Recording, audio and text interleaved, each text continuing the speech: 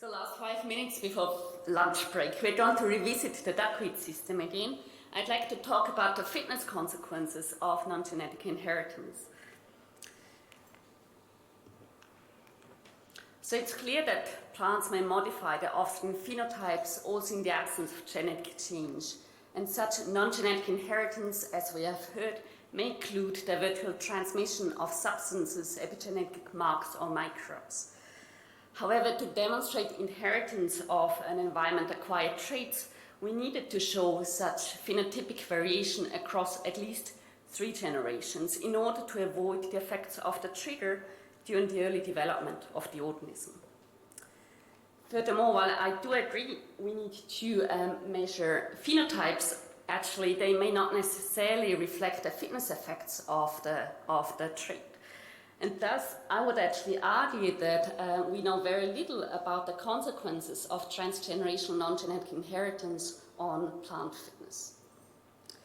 And to study non-genetic inheritance and its fitness consequences, we've been developing the giant duckweeds, Biodela polyrhiza, as our new model system. So the plant reproduces very rapidly asexually through budding with a generation time of about 2 to 3 days. And as it all grows in this flat talus-like mode, we can measure plant fitness very directly and accurately across generations. Another nice feature of this plant is its small genome. It's just about the size of Arabidopsis thaliana, and we have a high-quality reference genome available. And we recently demonstrated that the genomic mutation rate in this plant is extraordinarily low. So we have just about, we have about 7-fold less base pair mutations compared to Arabidopsis, which really renders the impact of DNA sequence variation under multi-generational growth to an absolute minimum. So to assess whether non-genetic inheritance may alter plant fitness, we drew monoclonal single descendant lineages in the presence and absence of co-access. And subsequently, so this is called the pre-treatment phase, for 2, 5, or 10 generations.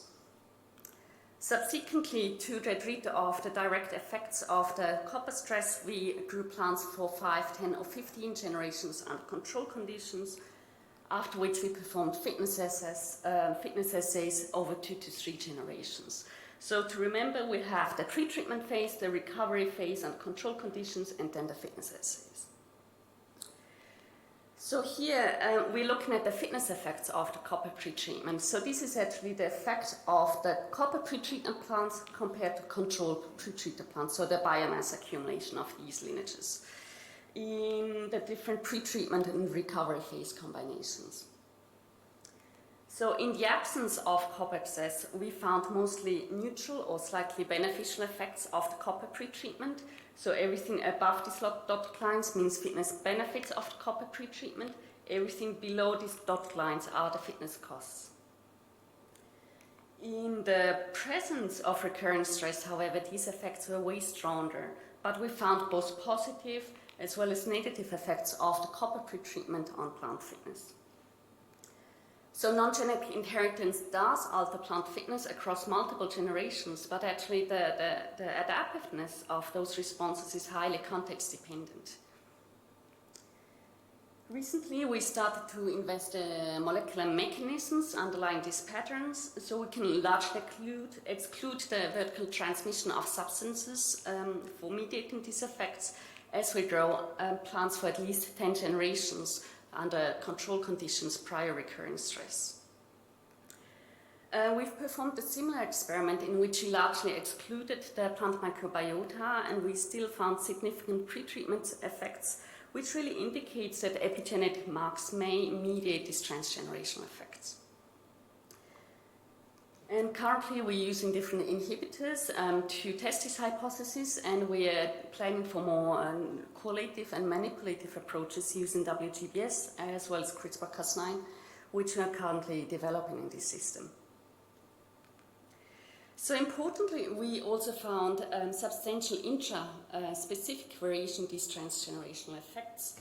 And we're now, in about 2 weeks, starting with a GWAS approach to map the genetic basis of transgenerational plasticity using about 220 sequenced Biodela polyrhiza genotypes. But for the moment, I just simply would like you to remember that non-genetic inheritance does alter plant fitness across many generations in a clonal plant, but that the adaptiveness of these responses is highly context dependent. With this, I would like to thank the very dedicated students, Saskia Gablens and Alexander Chavez, you will hear from her later on, for their contributions, as well as the remaining group members and our collaborators in Jena and Münster. Thank you very much for your attention.